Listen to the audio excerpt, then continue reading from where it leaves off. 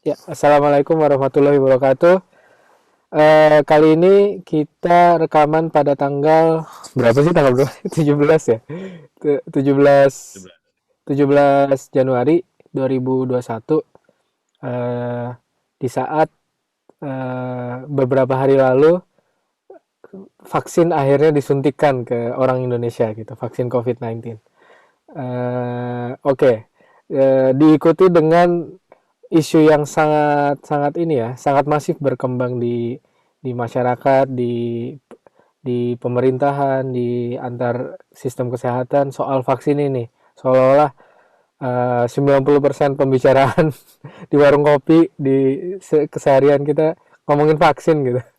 Padahal padahal menurut saya dan menurut mungkin Mas Pandu juga mungkin bukan prioritas ya. Kita menyapa dulu Mas Pandu Riono. Halo Mas. Halo, selamat pagi, selamat siang ya, menjelang siang di Jepang. Di Iya, negara Indonesia sedang diuji, iya, jadi ada bencana yang berturut-turut iya, termasuk iya, iya. bencana pandemi.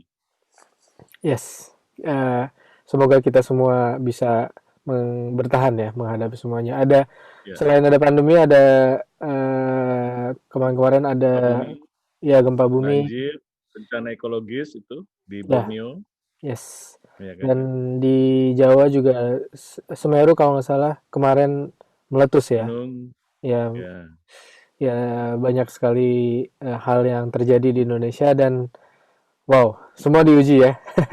Dan soal vaksin aja, kita spesifik aja soal vaksin. Kejadian-kejadiannya lumayan unik-unik. Jadi misalnya influencer diikutkan jadi Indonesia 2 gitu setelah presiden jadinya influencer gitu bukan yang lain. Itu sebuah hal yang unik menurut saya. Nanti kita bahas. Lalu di masyarakat ada yang ngomongin sudut jarum, ada yang ngomongin eh, apa model suntikannya gimana gitu. Ada yang ngomongin kotaknya, mereknya, terus merek vaksinnya, ada yang ngomongin efikasinya harusnya segini segitu, dan ahli bermunculan, para ahli di sosial media terutama, dan mungkin di keluarga kita. iya. Sekarang Ya, banyak muncul ahli vaksin. ya ahli vaksin. Oke, Mas Pandu, gimana nih kondisi ini menurut Mas Pandu gimana? Sekilas aja kondisi. Udah diduga Ya, atau memang kayak gini terus atau gimana?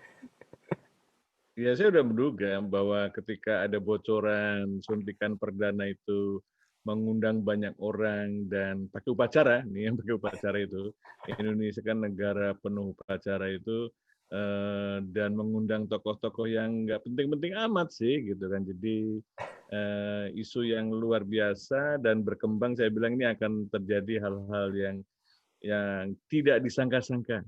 Terjadilah hal yang tidak disangka-sangka yang sifatnya kontraproduktif. Jadi Hmm. Hmm. sejak awal dulu kita mengawali mengatasi pandemi dengan cara-cara yang salah, ya dengan melakukan penyangkalan yang bertubi-tubi, ya dan semua ikutan, ya itu akhirnya juga vaksin kita juga melakukan lagi kesalahan yang sama, gitu kan dari penyiapannya dan seterusnya.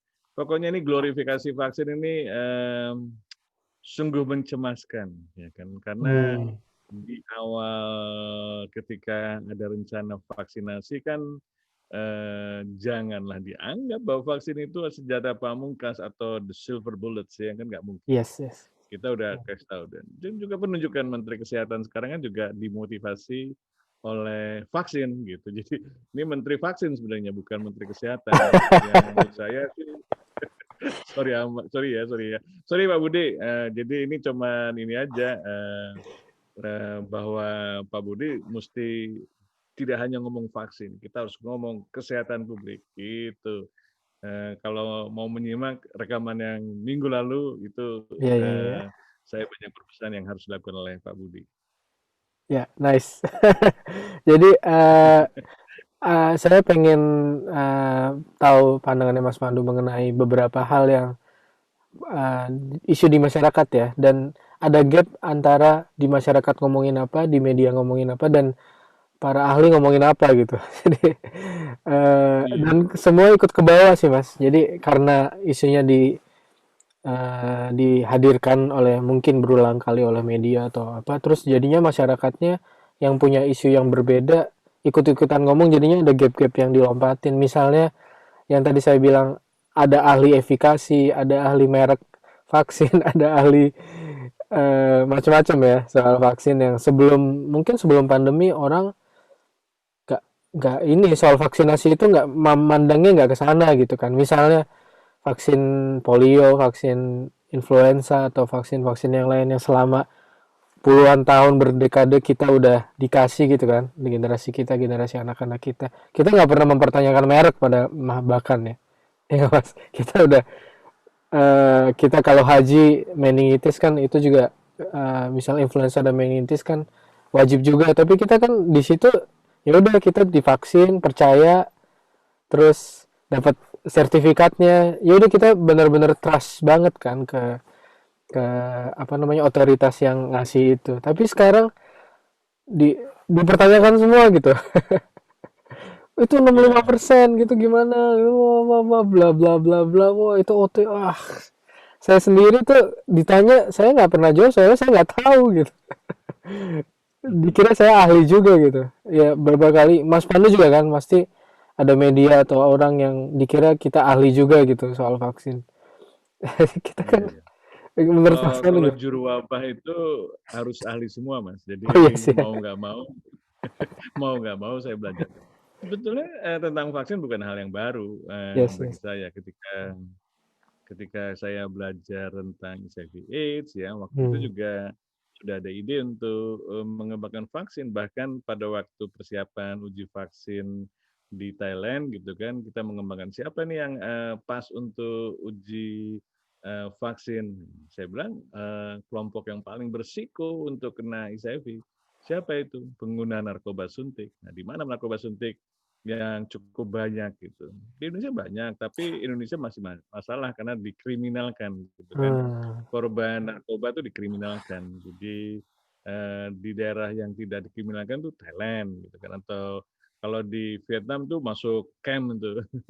Saya kan punya teman-teman yang ngurusin HIV waktu itu. Akhirnya di Thailand kita melakukan uji coba untuk vaksin. Dan ketika uji coba vaksin di Bandung, nah itu saya sudah mempelajarinya. Ini maksudnya apa tujuannya, gitu kan? Apakah tujuannya memang mengukur efekasi, apakah mau melakukan sesuatu, gitu. Kenapa kok sepertinya dilepas oleh manufakturnya? Biasanya kan Sinovac itu kan berlomba-lomba apa tuh bertanggung jawab terhadap uji cobanya, karena kan dia menjual produk ya. Hmm. Dia menjual produk, ya, termasuk yang di Brasil atau di Turki. Dan itu terjadi terus tuh sampai pengumuman hasilnya bukan Sinovac yang mengumumkan, tapi yang mengumumkan itu adalah di mana penelitinya, kayak di Brasil itu Butantan Institute. Nah, gitu kan. Kalau di Jakarta seharusnya diumumkan secara resmi eh, oleh Bio Farma, ya kan. Tetapi yang mengumumkan akhirnya apa?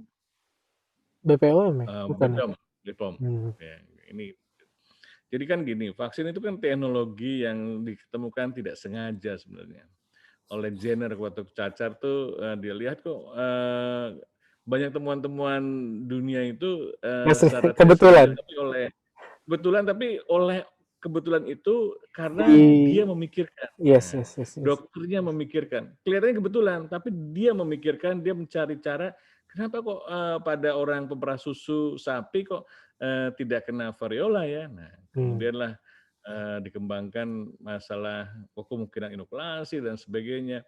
Bahkan pada waktu itu kan vaksin kan itu kan artinya faka itu sapi gitu kan. Jadi Hmm. waktu itu sejak awal dikembangkan vaksin tuh seakan-akan kita mau mensapikan orang. Kalau kita suntikan sesuatu nanti orang jadi sapi semua. Jadi sapi semua. Ini kan dari awal memang ada kecemasan-kecemasan yang luar biasa karena kan dijanjikan bisa tidak kena penyakit gitu kan, jadi tidak terinfeksi. Jadi keajaiban yang diberikan itulah yang juga membuat orang punya persepsi yang beda. Hmm. Padahal secara ilmu pengetahuan itu hanya memberikan menstimulasi sistem imun kita untuk bisa mengembangkan antibodi. Nah, antibodinya seperti apa? Ternyata memang antibodinya adalah supaya tidak menjadi sakit. Mungkin saja orang itu terinfeksi ya, dan kemudian tapi tidak perlu menjadi sakit karena berhasil dicegah atau Hmm. dilawan oleh sistem imunitas kita. Juga vaksin COVID, semua hasil penelitiannya itu bukan untuk mencegah infeksi. Kalau cuma mencegah infeksi, ya kita pakai masker itu mencegah infeksi. Menjaga jarak dalam mencuci tangan itu mencegah infeksi. Tapi ketika memberikan vaksin itu merangsang antibodi, ya kan?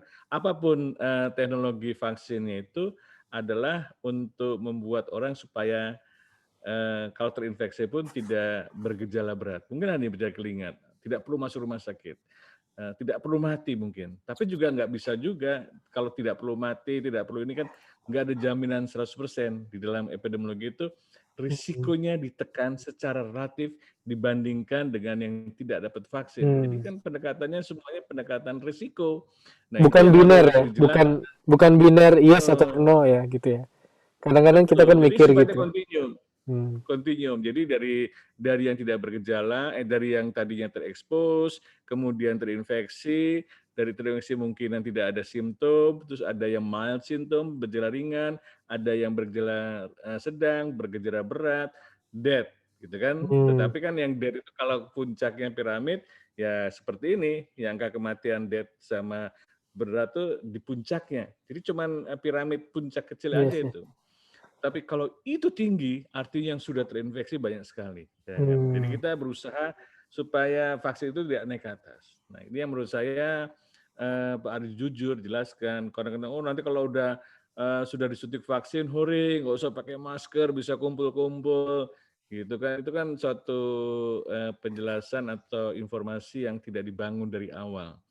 Itu Jadi ya. Hmm. bukan hanya menyuntikkan vaksin kepada orang, tapi juga harus menyuntikkan informasi yang benar dan akurat. Masuk. Nah itu yang nggak terjadi, yang nggak terjadi. Semuanya bingung, ya tiba-tiba udah ada vaksin datang nggak jelas, semuanya juga diem-diem aja gitu.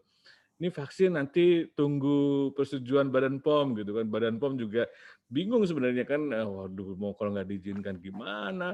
Vaksin yang tiba-tiba hari Minggu semua sudah diedarkan ke seluruh wilayah Itu dia. Indonesia. Nih kalau nggak dikasih gimana ini izinnya gitu kan. Jadi tapi memang sih kemungkinan sih memberikan efek ya, tapi efeknya benar atau tidak kan itu nanti akan diuji ya kan diuji dalam waktu kita memberikan. Jadi ternyata angkanya juga bervariasi ya kan ada yang pertama kali yang diumumkan nggak jadi kan. Oh Di 50% Brazil. lebih dikit. Nah itu benar sebenarnya. Itu benar. Itu yang benar tapi tunggu dulu kita mau lakukan reanalisis. Nah, muncullah angka 70,8 nggak salah. Jadi angka 70,8 tuh hanya sebagian. Jadi dia memberikan bisa mencegah supaya hanya Tidak sampai timbul mild. gejala. Nah, terus Hmm. kemudian 100%. Nah, ternyata efikasinya 100% nih. Jadi ada 3 ukuran tuh. Efikasi secara rata-rata keseluruhan 50,3%, efikasi untuk mencegah hanya sampai mengurangi risiko supaya hanya untuk mild itu 70%, ya kan untuk mengurangi sampai tidak sampai mati atau gitu risikonya ditekan efeknya tuh sampai 100% gitu. Aduh, luar biasa itu. Itu kan suatu cara untuk menjual, ya kan, untuk meyakinkan bahwa vaksin ini adalah suatu keajaiban. Nah, ini yang menurut saya janganlah kita melihatnya seperti itu, ya kan. Jadi yang paling penting bahwa apakah ada proteksi? Ya. Apakah ada manfaat? Ya, ada. Tetapi manfaatnya itu adalah berapa banyak gitu. Nah, itu yang mungkin membuat kita harus paham bahwa vaksin itu hanya mengurangi risiko. Hmm. Ya, jadi menekan risiko yang sebenarnya risiko itu juga kita bisa lakukan kalau kita pakai apa? Masker. Masker jaga jarak itu untuk mengurangi risiko sebenarnya. Jadi sama saja bedanya. Jadi ini yang menurut saya janganlah terlalu diglorifikasi, dipuja-puja, ya kan, disembah-sembah, ya dewa vaksin gitu. Kalau nanti ada saja yang mengatakan gitu, mengatakan atau mengatakan kalau saya orang pinter dikit kan dari dunia modern, the vaccine is the game changers. Waduh, gitu kan. Nah itu padahal enggak. Nggak. Itu tidak mungkin vaksin bisa mengatasi pandemi dengan keajaiban seperti itu.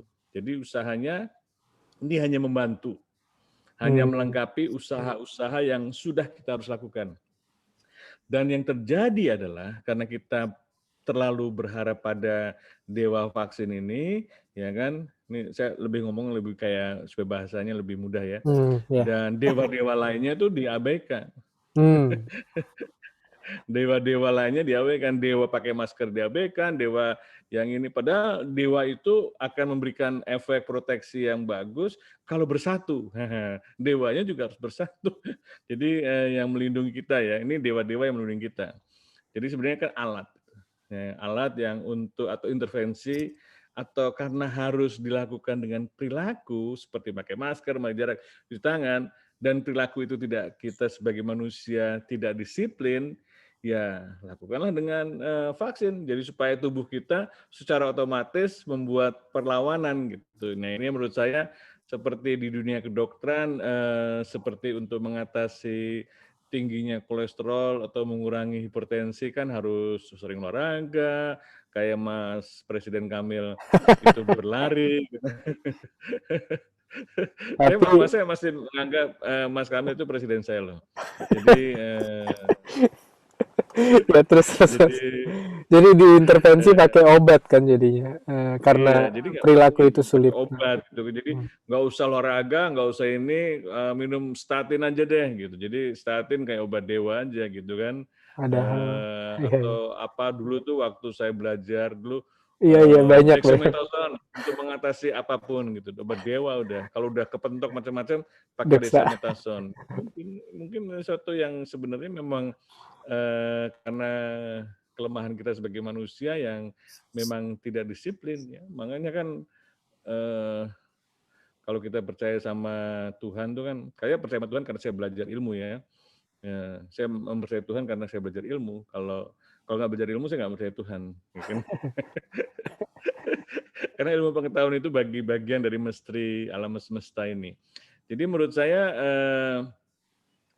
yang sudah diberikan pada Tuhan pada kita itu memang harus jaga. Kenapa kok kita harus sampai 5 hari bayangin, 5 kali sehari untuk melakukan ibadah itu kan untuk disiplin sebenarnya, disiplin Hmm. terhadap waktu. Masuk, masuk. Waktunya tuh udah pasti hari ini jam sekian gini atau mengikuti matahari. Itu suatu latihan disiplin dan memang manusia itu cenderung abai, cenderung waspada, Hmm. cenderung.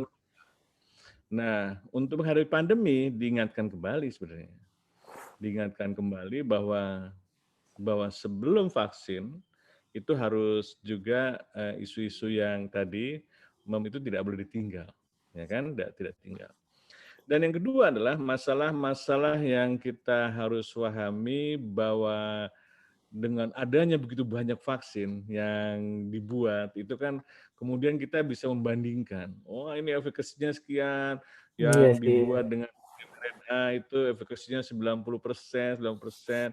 Terus kemudian kita pun disuntik gitu kan, selesai suatu vaksin, kita nggak tahu sebenarnya efekasinya itu seperti apa gitu kan. Kita sebenarnya nggak perlu memikirkan, ya Hmm. kan. Yang kita pikirkan adalah bisa mengurangi risiko untuk menjadi sakit tidak. Ya kan? Semua vaksin ternyata kalau sudah diizinkan Hmm. dipakai itu mengurangi risiko, gitu. Yes, yes, Apapun yes. vaksinnya. Jadi kan waktu itu pernah saya bilang apapun Mereknya. efekasinya, gitu Hmm. kan. Yang paling penting aman dan sudah terbukti mengurangi risiko, ya kan. Jadi dengan demikian, walaupun Sinovac itu 50,4% secara rata untuk keseluruhan, itu mengurangi separuhnya. Jadi udah Hmm. bagus bisa mengurangi separuhnya. Kalau nggak divaksin, risiko untuk menjadi sakit, sakitnya ringan atau berat itu 2 kali lipat. Nah, karena demikian maka Hmm. sebaiknya kita mengurangi risiko Dan dengan bareng-bareng ya. vaksinasi. Dan ini Iya, konteksnya masyarakat pun harus paham kalau vaksinasi ini bakal berefek kalau komunitas, maksudnya dipakai semua orang tuh masif ya pakainya, bukan sendiri-sendiri gitu kan. Jadi Iya, di sini jadi ini ada juga isu ada isu soal gini Mas. Terserah dong orang mau vaksin apa enggak. Kan itu hak asasi manusia gitu. Ada hal kayak gitu. Menurut Mas ini pemikiran yang salah atau betul atau kurang betul atau gimana Mas? Harusnya gimana gitu. Kalau ada masyarakat yang secara individual mikir gitu. Kan di iya, masyarakat kayak gitu kan. betul, Penilaiannya terus betul. gimana Mas? Itu manusiawi, Mas. Iya sih Manusiawi. Manusia manusiawi. kan egois. Ya, egois. Jadi dia memikirkan dirinya, nggak pernah Nah, memikirkan orang lain gitu. hmm. Mulai memikirkan keluarga gitu. Keluarga juga, ini keluarga gue gitu kan. Ya, itu Keluarga gue tadi. itu siapa? Ya kan, yang sedara. Kalau nggak sedara bukan keluarga. Padahal di komunitas itu tetangga itu adalah keluarga. Nah, Jadi kalau kita satu bangsa ini suatu keluarga sebenarnya. Ya kan dunia pun juga satu keluarga besar manusia. spesies ya.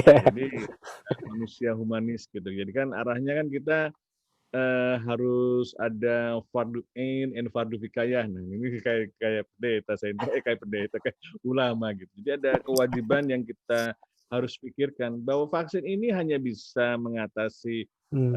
pandemi bukan karena orang kaya divaksin atau hanya orang mampu yang divaksin, seluruh umat manusia harus juga divaksin gitu kan. Jadi diberikan akses yang sama, ya kan? Karena itu kan Hmm. waktu itu saya memperjuangkan supaya vaksin ini gratis. Karena kalau tidak gratis, itu sudah ada pembeda antara opsi dibayar dan opsi tidak berbayar. Itu sudah ada opsi yang mendiskriminasi bahwa orang yang punya uang berbayar yang akan mempunyai akses yang lebih cepat mungkin ya kan Hmm. akan memilih akses yang efikasi yang paling bagus gitu kan biasanya yang Misalnya. brand name Moderna gitu misalnya kan kalau tas plastik tas itu kan ada yang tas Moderna ada tas plastik semuanya kan juga untuk bawa barang kan Bawa barang ya.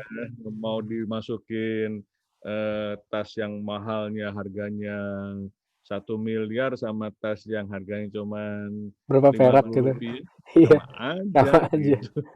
Iya kan sama aja fungsinya ya, fungsinya sama saja fungsinya untuk membawa barang. Hmm. Vaksin juga gitu, fungsinya kan sama. Apapun mereknya, Hmm. fungsinya untuk mengurangi risiko untuk terkena penyakit. Nah, yang ini menurut saya. Tapi kenapa kok ada yang 50%, ada yang ini? Nah, itu kita melihatnya lain gitu, melihatnya lain. Hmm. Kalau kita ingin memberikan akses pada semua penduduk, kan hampir nggak mungkin, gitu kan? Tidak mungkin kan? Hmm. Hampir tidak mungkin cepat tercapai. Kan itu kan harus cepat tuh, Mas. Jadi dalam waktu saat bersamaan, dalam waktu 2 tahun, kurang dari 2 tahun lah kita harus bisa mencapai semua penduduk mempunyai imunitas, ya Yes, kan? yes, yes. Yang dengan demikian kita bisa mempunyai secara nggak sadar imunitas yang dibangun dari orang-orang individu-individu tadi menjadi benteng pertahanan untuk melawan virus sehingga virus itu susah mencari korban yang nggak punya imun ya kan Hmm. selama dia tidak punya mendapat korban dia nggak mungkin bereplikasi virus itu tanpa manusia nggak bisa bereplikasi ya kan sekarang kan senang sekali bereplikasi karena manusia itu abai manusia bepergian manusia tidak punya nggak mau pakai masker ya, kita kan sebenarnya sekarang tuh pesta pora daripada COVID-19 atau SARS-CoV-2 ini makanya kan panennya sekarang tinggi banget ya jadi masa dari sejak Desember itu sampai Januari ini mungkin sampai Februari itu panen raya untuk COVID, tapi bencana bagi manusia. Nah ini kan Hmm. harusnya dipikirkannya mindsetnya seperti itu. Bagaimana kita bisa mengatasi ini secara bersama. Jadi vaksinasi itu juga cara bersama juga.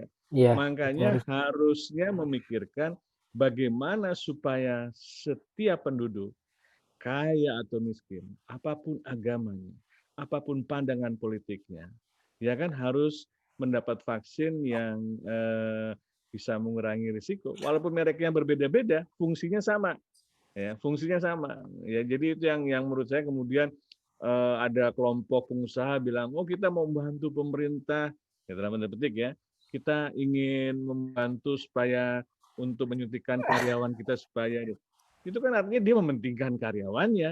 Nah, saya bilang, oke lah kalau kita mau membantu, kita bikin sistem Yang public bisa mencakup. partnership, Hmm.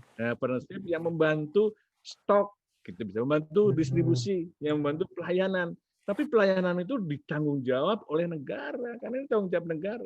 Negara kan didirikan untuk melindungi segenap bangsa dan tumpah darah. Nah, itu yang menurut saya menjadi penting. Tujuan konstitusi kan kayak gitu. Jadi Hmm. Bapak pendiri Republik Indonesia itu sudah memikirkan bahwa seharusnya negara itu dan penyelenggara pemerintah harus seperti itu. Nanti kalau sampai penyelenggara pemerintah mengizinkan untuk melakukan opsi-opsi seperti tadi, dia sudah potensial melanggar konstitusi. Ingat bahwa penyelenggara pemerintah itu dipilih oleh rakyat, dan rakyat adalah yang menuntut supaya setiap negara harus patuh terhadap konstitusi yang disepakati bersama. Gitu. Ini menurut saya menjadi penting. Jadi pandemi ini kita memikirkan lagi konsep berbangsa dan Bangsa, bernegara. iya. Dipaksa ya, Kan? Jadi istilahnya masyarakat kita pun, harus memikirkan seperti itu. masyarakat pun harus mikir itu kan, Masyarakat, bahwa kita ini masalah bareng. Jadi ini bukan soal ego aku mau atau enggak atau keluargaku, tapi ini aku harus terpaksa mau biar masalah bareng ini selesai gitu kan. Maksudnya ya, harus diarahkan ke sana kan di informasinya.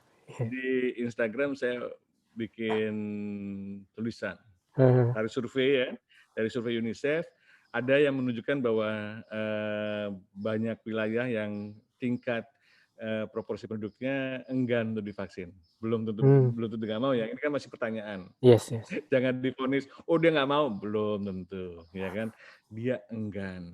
Jadi kita harus mengedukasi mereka. Iya, Dan itu hanya edukasi itu ya. beberapa provinsi-provinsi yang terlepas ternyata lebih banyak merefleksikan pandangan politik yang berbeda. Nah, itu. Makanya kan politik ini membuat kita terpecah belah. Ya. Itu yang membuat COVID senang gitu. Jadi kita ini janganlah mempunyai pandangan berbeda karena pandangan politik, pandangan agama, pandangan-pandangan yang berbeda itu. Kita harus menyatukan. Sekarang kita menyelamatkan umat manusia. Kalau vaksin, kemudian saya tulis, bisa mencegah kematian, maka apakah orang yang tidak mau divaksin itu sebenarnya tindakan bunuh diri? Ya mungkin tindakan bunuh diri terhadap dirinya sendiri, tapi kalau dia terinfeksi kemudian menularkan pada keluarganya, tetangganya, atau orang lain, secara nggak langsung dia membunuh orang lain. Ya, jadi vaksinasi itu kewajiban etik kita sebagai manusia, ethical obligation. Ethical Dengan demikian obligation. kita menjadi penting gitu. Kita manusia itu harus punya etika, ya kan? Itu ya. Karena ini hidup bareng ya, bukan dunia satu suku dan suku lain, tapi ini udah mikirin umat ya istilahnya, dan kita harus dipaksa digeret ke sana gitu secara individu. Pandemi ini masalah bersama, bukan masalah RT sini RT sana atau zona sini zona sana ya. Kadang-kadang mikir gitu kan. Memang perlu direnungkan kembali. Ya kan? Asik. Jadi ada ahli yang memenang siapa Kahneman nggak salah. Jadi thinking slowly, slow and fast thinking, ya kan? Jadi kebanyakan kalau kita berbicara lagi emosional, lagi ini kan berpikirnya tuh cepat, ngomongnya cepat gitu. Nah itu cenderung kurang baik sebenarnya kalau kita mengekspresikan seperti itu. Saya juga kadang-kadang terpancing oleh situasi seperti itu gitu kan. Dan kalau slow thinking, cara berpikir yang merenung, memikirkan, ya kan, kita sebagai manusia, loh kenapa saya harus divaksin ya, gitu dan sebagainya. Kemudian apa keuntungan, ya kan bagi saya dan bagi masyarakat. Dan jangan keuntungan bagi saya apa, gitu. Kalau saya divaksin, misalnya gitu kan, untuk saya kan, gitu. Kalau saya nggak divaksin kan urusan saya, nyawa kan nyawa saya. Tubuh kan tubuh saya, betul. Tapi tubuh itu kan tubuh pemberian gitu. Jadi kehidupan ini kan suatu anugerah gitu istilahnya. Masuk. Di sini kita harus berpikir lagi tentang konsep beyond our life gitu kan. Dan menurut saya disinilah kita harus meriset semua cara berpikir kita yang selama ini mungkin salah atau tidak sempurna gitu kan. bahwa pandemi ini mengajarkan kita harus menjadi manusia yang bermasyarakat, ya, Masuk. yang punya solidaritas, ya kan? Kebaikan itu adalah suatu membuat kita menjadi manusia. Nah, kecuali kalau kita memang menjauhi kebaikan, kita tidak menjadi manusia, nggak tahu menjadi apa namanya. Ya Ya. banyak banyak namanya soalnya. Jadi vaksinasi itu arahnya ke sana sebenarnya. Jadi tidak perlu ada penalti, ya kan? Tidak perlu ada Hmm, di penjara, denda itu didenda, apa? kan edukasi. Jadi kalau di apa tuh istilahnya tuh betul setiap orang boleh menolak, tapi kalau menolak gitu kan, kenapa gitu? Kita Hmm, edukasi. Ini bukan untuk kepentingan kalian saja, kepentingan keluarga ini gitu. Enggak kok satu keluarga menolak. Nah, satu keluarga itu keluarga mana gitu, Bapak, Ibu, emangnya nggak punya keluarga yang lainnya. iya, Nah, iya. terus saja di ini kan apa diajak cara berpikir bahwa dia atau keluarganya itu tidak hidup sendiri. Kalau Yes. mau membayangkan hidup sendiri, Mas, nonton film Tom Hanks yang pesawatnya Yes, jatuh way. Ya, ketika ya, ya. Ya, itu ya, ya. sendirian dia ngomong sama ini Ngomong dan sama sebagainya. kelapa. Mau seperti itu, Ngomong sama ya kan? bola Nggak voli mau ya. Ya. gitu. Enggak. Jadi kita tuh makhluk sosial. Kita sudah Hmm. dihukum untuk menjaga jarak, social distancing nih kan. Bukan berarti kita mematikan social relationship-nya. Nah, ini yang menurut saya perlu Hmm. diingatkan lagi, walaupun kita secara fisik tidak harus sering berinteraksi, tetapi secara sosial kita punya tanggung jawab yang tidak Itu bisa diabaikan itu tadi. ethical obligation. Itulah Mas. Oke. Nice, nice, Ethical nice. obligation. Menurut saya sih harusnya kayak gitu. Jadi kita merenungkan kembali nilai-nilai leluhur kita sebagai manusia.